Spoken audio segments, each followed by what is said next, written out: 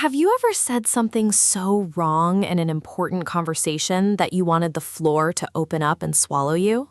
Because that happened to me yesterday in a real meeting in front of real people, and I'm still recovering. He said, and I'm quoting this exactly, we need to improve the customer potato. Potato, not portal, potato. My brain simply chose the wrong word at the worst possible moment. If that's ever happened to you, stay with us, because today's episode is going to change how you handle moments exactly like that. Hello, everyone. Welcome back to the English Flow podcast. I'm so glad you're here with us today. Hey there. And yes, I'm still emotionally recovering from the potato incident, but we're going to turn it into a lesson. Today, we're talking about how to communicate with real confidence in English, not fake confidence, not speaking fast and hoping for the best. I actually tried that method yesterday. It is not safe. By the end of this episode, you'll know exactly what to say when your mind goes blank, when you make a mistake, or when you don't understand something. So here's a question for you. What's the most awkward English mistake you've ever made in a real conversation? Tell us in the comments. We genuinely want to know because you are absolutely not alone in this. And if this episode helps you, please like this video and subscribe to English Flow Podcast so you don't miss what comes next. Honestly, I think this is one of the most important topics we've ever covered because grammar alone doesn't make you sound confident. That's so true. You can know every rule perfectly and still freeze up the moment real pressure hits you in a conversation. Today, we're giving you actual tools for that exact moment. Not more theory, but phrases you can use the very next time it happens. All right, let's start with the biggest myth about confidence, that it means speaking fast. I have to admit something. When I hear confident English speakers, they sound fast. They don't stop, they don't search for words. So you thought if you spoke faster, you'd sound more fluent. Exactly. And I can already tell you're about to disagree with me. I am. Fast English can sound impressive for about 5 seconds, maybe 7 if the listener is feeling generous. Painful but fair. So what actually matters more than speed? Clarity, being easy to understand. That's what really makes someone sound confident, not how fast their words come out. But some fast speakers really do sound confident. Some do, but plenty of fast speakers are actually just nervous and in a hurry. That was you yesterday. Fair point. So if I slow down, people won't think I'm weak? Not if you speak with purpose. There's a real difference between freezing and pausing. Explain that difference. Freezing feels like your mind has completely disappeared. Pausing means you're taking a short moment to choose your next thought on purpose. So a pause can actually look confident? It can look very confident. Silence isn't dangerous. It's often a sign of control, not weakness. Here's a simple formula for this. When you feel that pressure moment, take one breath, then continue speaking at a normal, steady pace. Let's look at real examples. If you forget a word but stay calm and keep going, that's confidence. If you rush and panic, that's not. There's also an inner voice that makes silence feel dangerous. It says things like, they're judging you, you sound slow, hurry up. That's self-doubt talking. And honestly, even confident speakers hear that voice sometimes. The difference is they don't let it drive the conversation. That's actually really comforting. So confidence doesn't mean never feeling nervous? Not at all. It means staying composed while you speak, calm but not frozen, even when the nerves are still there underneath. So if I forget a word but don't panic, that's composed.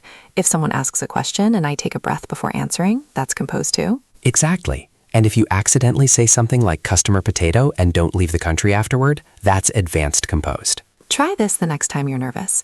Instead of speeding up, say, let me think for a second, and then actually take that second. That one phrase does a lot of work. It buys you time without making you sound unsure of your idea. Let's go back to my meeting for a second. What actually happened step by step? You had an idea clearly in your head. Then everyone looked at you and you felt pressure. So you rushed and your words became less clear. Terrible moment.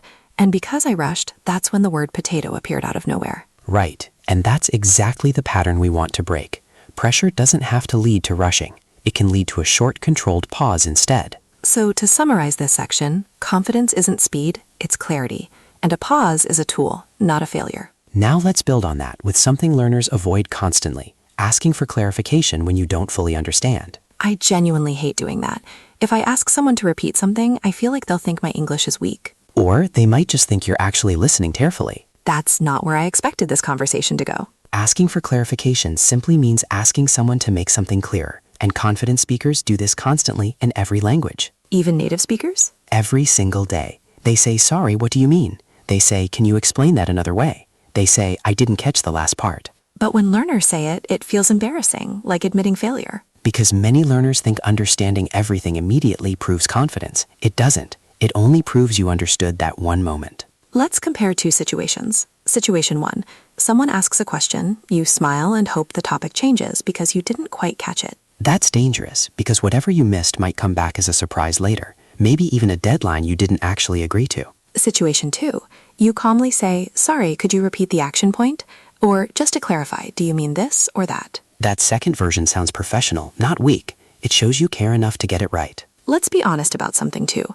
What if people really do judge my English sometimes? Some people might. That's not always comfortable to hear, but pretending nobody ever judges anyone wouldn't be honest either. So now I feel a little worse, not better. Stay with me though, because here's the important part. You can't control every listener, but you can control your response. Meaning I can slow down, clarify, recover, and keep my message clear, even if someone is being impatient. Exactly. Confidence isn't controlling what everyone thinks about you. It's controlling how you continue the conversation, no matter what happens. Here's a quick practice activity. Think of one clarifying phrase you could use this week, and try saying it out loud right now. First tip, keep it short. Second tip, say it calmly, not apologetically. Third tip, use it the moment you're unsure, not after you've guessed wrong. We'd love for you to write your own clarifying phrase in the comments below. So to review, clarifying isn't a weakness. It's a tool that protects you from bigger misunderstandings later. Now, let's move to the third part of today's journey, what to actually do after you've already made a mistake. This connects directly to everything so far, because mistakes will always happen. The real skill is recovering from them. Let's go back to my potato disaster for a second. Must we? Gently. So I said the wrong word and then I apologized 3 times and said, "Sorry," and added explaining, even though my idea was actually clear. That's the part we need to fix, not the mistake itself, but what happened right after it. Mistakes will happen. We can reduce them with practice, but we can't remove them from life completely. The real skill isn't never making a mistake. It's recovering, which means getting control of the conversation again quickly. So instead of my speech about being bad at explaining, what should I have said? Something simple. Sorry, I mean customer portal. That's it. One small correction and you move on. No dramatic apology needed? None. A long apology moves attention away from your idea and onto your mistake instead. That's exactly what you want to avoid. So confident communication protects the message, not the ego. That's exactly it. Let's give you 3 simple phrase types you can use this week so you always have something ready. One phrase to pause, "Let me think for a second," or "That's a good question, let me organize my thoughts." One phrase to clarify. Sorry, could you say that again? Or just to clarify, do you mean? And one phrase to recover, "Let me correct that," or "I used the wrong word, I mean." You don't need 20 phrases, just 3, one for each moment, ready in your mouth before you need them. I like thinking of it like a handle. When the conversation feels slippery, you have something solid to hold on to. That's exactly right, and it gives your brain something ready instead of trying to invent a perfect sentence from zero under pressure. So to review this section, mistakes are normal. Recovery phrases keep the conversation moving, and your message matters more than the mistake. Now, let's talk about the mistakes most learners make when trying to sound confident, so you can avoid them. We've made some of these ourselves, clearly, so don't worry, this is completely normal. Mistake number 1, over-apologizing after a small error. Incorrect habit, saying, "Sorry, my English is bad," repeatedly. Correct habit, one small correction and moving forward, like "Let me correct that," without further explanation needed. Mistake number 2, speeding up when you're nervous, thinking faster speed equals more confident speed. A better habit is slowing down slightly and speaking with purpose. Clear and steady always beats fast and messy. Mistake number 3, pretending you understood something when you didn't, just to avoid an awkward moment. This one's risky because the misunderstanding usually comes back later, often at a worse time, like a missed deadline. Imagine someone asks, "Can you handle that by Friday?" And you just smile because you understood the word Friday, but not the rest. Then Friday arrives and suddenly it's a surprise. A confident alternative would simply be, "Sorry, could you repeat the action point?" Mistake number 4, hesitating forever with pausing on purpose. These look similar but work completely differently. A useful pause moves the conversation forward. Endless hesitation keeps you silent and stuck, which increases pressure instead of releasing it. Mistake number 5, believing confidence means never feeling nervous at all. Even confident speakers feel self-doubt. The difference is they manage it instead of letting it control the conversation. We really want you to know, feeling nervous doesn't mean you're failing. It means you're human, just like every fluent speaker out there. Here's one more. Mistake number 6. Believing that understanding everything immediately is proof of confidence, when it really isn't. Understanding one moment perfectly just proves you understood that moment. It doesn't prove your overall English level, and it never needs to. So remember these 6 points.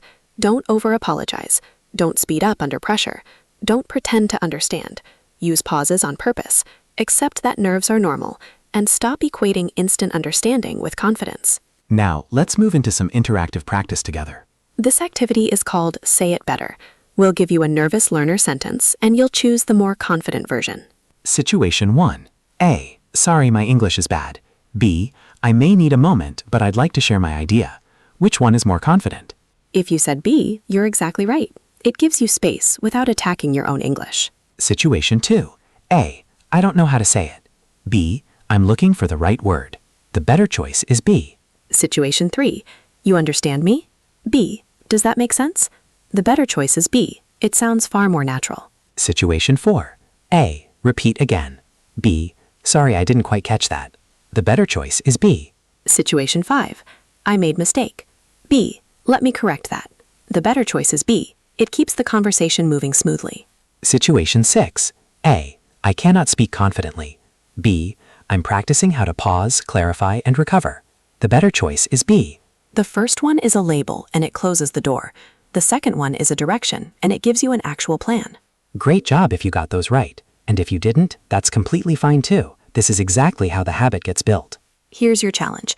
Pick one pause phrase, one clarifying phrase, and one recovery phrase, and practice saying all 3 out loud today. Say them until they feel ready in your mouth, so you're not inventing every sentence from zero the moment you get nervous. And if something still goes wrong this week, remember the pattern. If a word disappears, explain it another way instead of freezing. If the listener looks confused, clarify calmly instead of guessing. If the sentence comes out messy, simply try again, without a long apology attached. That's honestly a version of confidence I actually like, one that leaves room for mistakes instead of demanding perfection. Me too. Confidence built this way feels achievable, not like some impossible standard you have to reach before you're allowed to speak. Wow, what an episode. Let's quickly review everything we covered today. We learned that confidence isn't speed, it's clarity, and that pausing on purpose is a strength, not a weakness. We also learned that asking for clarification protects you from bigger misunderstandings, and that recovering matters more than avoiding every mistake. And we covered the biggest mistakes to avoid: over-apologizing, speeding up under pressure, and pretending to understand. You should be really proud of yourself for making it through this whole episode. That's genuine progress towards speaking with real confidence. So here's a question to think about. Which phrase, pause, clarify, or recover, do you need most this week? Maybe it's simply saying, let me think for a second, the next time you feel that pressure moment building. Or maybe it's finally allowing yourself to ask for clarification without feeling like you failed at something. Whatever it is, please like this video, share it with someone who's learning English, and subscribe to English Flow Podcast so you don't miss our next episode. Confidence doesn't appear before you speak. It grows because you speak, pause, clarify, recover, and keep going. Keep practicing, keep speaking, and remember, your English doesn't have to be perfect. It just has to keep moving forward. Thank you so much for spending this time with us today. We really appreciate you. See you next time.